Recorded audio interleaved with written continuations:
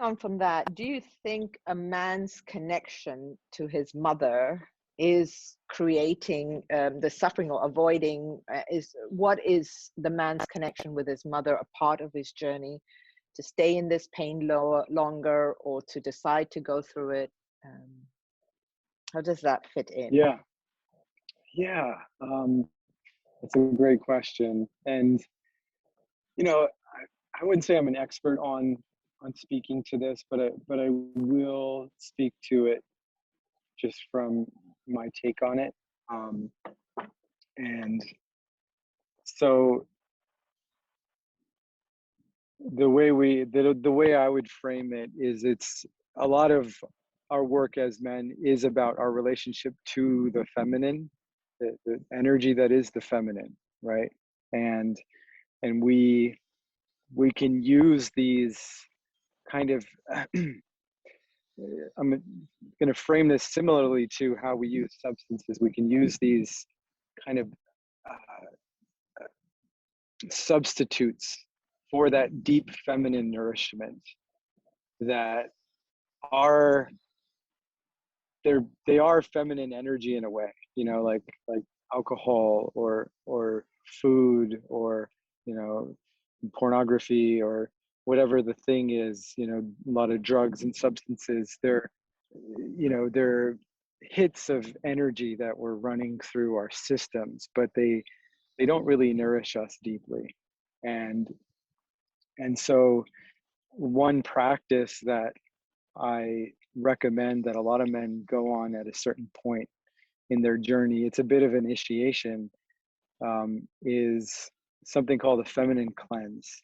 And what that looks like is, it's a bit of a aesthetic approach where you kind of denounce a lot of these feminine substitutes from your life. So you stop using drugs and alcohol for a period of time. You stop looking at pornography, whatever your thing is. Could be video games, but you also stop the habit of looking for external validation from the feminine. You get off all your dating apps. You stop looking for the fulfillment from the feminine. A lot of men are in this perpetual addiction to, not just in these, external substitutional ways, but even in the way that they relate to women. They're coming from this. All right, looked like you froze for a second, so I paused. So they're coming from this place of deficit, like and they're using women to kind of fill something in them, fill a void. That's where this like vampiric energy comes from. So when you create an intentional container for a period of time, say 3 to 6 to 9 months, and you get off of these addictions, you learn to nourish yourself in a deeper way. And part of that is severing the need to be mothered, the need for mother's milk to be your primary source of nourishment. But that could show up in the form of feminine, like receiving praise or acceptance or validation from women, right? And so you learn to fill your cup at a different well, so to speak. So you go to nature. You learn to be nourished by other men. You kind of be mentored and supported and fed by brotherhood. And and like I said, you can go to nature, which is some people would consider that the great feminine, like mother nature, right? So you kind of go to the source of it all, and you learn how to be in relationship to that. Or some people might look at it as like the divine feminine in a way. And there's if a man really goes into that process, something shifts where he's no longer dependent on the the feminine of this world to fulfill him, and he becomes more of that whole integrated person. And in so doing, there's a he just shows up differently. You know, he's experienced in a different way. He has a different impact, and I think the bringing it back to the question around the separation from the mother, which is, you know, in a traditional indigenous culture where they actually did rites of passage, that would be part of the process. They would literally like go into the village and steal the boys from their mothers, you know, and the mothers were kind of in on the process, and they kind of feigned freaking out, right? But they kind of knew, like, they had to let their boys go. And I think that's one thing that a lot of mothers and women struggle with when they step into motherhood, is that psychological enmeshment that happens between mother and son, that is a necessary severance. And a lot of women, it's like you froze, so I'm just going to pause for a second. Yeah. So I think I still, a lot even of when you, whenever you men freeze, I still struggle. hear you. Okay, good. So I'll just keep going. So I think a lot of men struggle to, well, a lot of women won't let their boys go. A lot of mothers won't let their boys go. Modern women. So, and then men struggle to create that severance for themselves. And that shows up as not wanting to disappoint their mothers, you know, but it also shows up as not wanting to disappoint the feminine or women, right? So that's where we get a lot of the paradigm of the quote unquote nice guy, you know, the guy that's just trying to do the right thing so all the women will approve of him, while he's really stuffing the authentic version of himself under the rug, you know. Mm. So hopefully that answered your question a bit. 100%. So moving on from that question, the nice guy who's stuffing everything under his rug, and let's say he starts to feel his power and he's realizing he's a bit more self-sufficient, but he hasn't dealt with his anger. How does that fit in? So he's connected with himself, but now he hates the feminine completely because they were the reason why he gave away his power, and he's feeling this power and feeling like this great guy. Yeah. But it's like flipped to the other side. Yeah. I've seen that happen a lot. Just flip to the other side.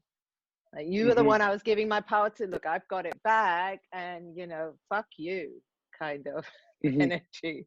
So yeah. how can the man be supported in this process? Because the feminine understands it, but she's just watching. Like, wait, there was all this Yeah. needy energy, and now there's anger, but I'm still here in love. Yeah. Great. So that's an amazing question, and you know, that really ties into the nice guy paradigm, because you know what happens with a nice guy is all that stuffing under the rug and not really speaking his truth. Oftentimes, eventually, the resentment kind of builds, and then he gets explosive, you know, and he'll rage and have these sort of outbursts. And so there, that's unintegrated anger, and so we do need spaces where men can go to process that anger. And you know, some of it is about the past, about his relationship to his mother, maybe to his father, and some of it's about the pain that he's experienced in his adult relationships, that maybe he never felt safe to express or own authentically, and that builds up. And so you know, the power of having a community that can hold that, because most, most relationships, and I think a lot of women will have a hard time really holding space for a man in his full expression of his rage and anger, even if it's not directed at her, even if it's Oh, not directed at her, it okay. will be a lot for her to hold. Hmm. And so, but there's a lot of a man's power that's connected to his anger, because it's a very primal emotion and energy. And so having places where we can take that anger and that rage to the fullest expression of it allows us then to come back to relationship and not pretend like we're not angry anymore. Like we need to still be able to own our anger, but it's integrated it, and then we can modulate it according to a circumstance and what our partners might be able to hold, and and so it's if anger is not integrated when we share it, it can cause pain. It can be, even if it's not physically violent, it can feel energetically abrasive and aggressive. And so um, but if we dance around it and don't learn to integrate it, we lose our edge as men. We kind of lose the potency that primal anger brings. So it's really important in an embodied way to, every once in a while, at least once a season, to go somewhere and to find a space where we can really move that energy. And for me, that's looked like going out in the woods and having an axe and just going and chopping down some, like, chopping dead trees that are on the ground, like a machete or an axe. I have a punching bag in my office. And what I notice every time I do a practice like that, I could probably even do it more often than I do it, I feel so much more alive. I Hmm. feel so much more in my power. And we've developed these kind of politically correct personas that we present to the world, this kind of domesticated human versions of ourselves. And there's so much more to us, if we really tap into the truth of our bodies. Yeah. Just on a personal level, I've been experiencing a lot of anger from men, but I do feel, just from my perspective, I think there might be also other women. It is possible to hold the highest degree of anger from a man if it's safe anger. Like we were discussing it, like there was a guy Mhm. next to me expressing his anger, but he was just fully on rage, not towards me, but he was completely aware of it, and it was huge. And I was talking to him. I said, I have Yeah. somebody else who hasn't. It's like dangerous anger and there's safe anger. It's like, so I was asking him. He's like, yes, it's like, I know it. It's there. I know it's going to bring me somewhere. I know I need to integrate it, but I need to express it. So he seemed to have all the tools of how powerful anger is, and that was enough for his anger to feel safe for me, as opposed to somebody else who Mhm. doesn't have the tools and doesn't know the power of this anger to, neutralize it and use it for creative reasons. Mhm. Yeah. Yeah. I think it's a great way of framing it. And the other way I would put it is it's like either, unconscious reactive anger that just sort of Yes. happens, Yeah. or is it conscious, like, I'm going to take some time and get angry right now because that's what my body needs, right? Yeah. And that is safe anger. It's clean anger. Exactly. Clean anger. I like that word. And Mhm. going on to that, you had a really interesting word which I liked, and you called it wound worshipping. That when we are going through Mhm. these processes and doing all this pain, we can actually end up wound worshipping, which can delay us going forward towards the purpose of this pain. That was a really interesting phase. And then I lost the video. I couldn't find it. Could you put some words on how we could tend to stay there and wound worship? how does that look like? How do we turn up when we're doing that? Yeah. I mean, I think we touched on this a little bit before around this idea of, kind of our identity. And um, sometimes we can identify so much with the wound or our trauma or the pain that we can't see ourselves as separate from it. It's like that's all that we are. And you know to one degree, it's useful to go into therapy and to explore the source and the roots of our pain and our trauma and our wounding. And um, but after a while, you can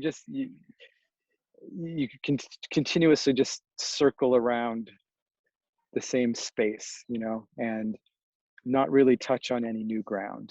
And that's where it gets to the point of becoming sort of identified with the wound, like so Okay. tied to it that there's not any other version of us available. And we can also create circumstances where if we're viewing ourselves as wounded, then we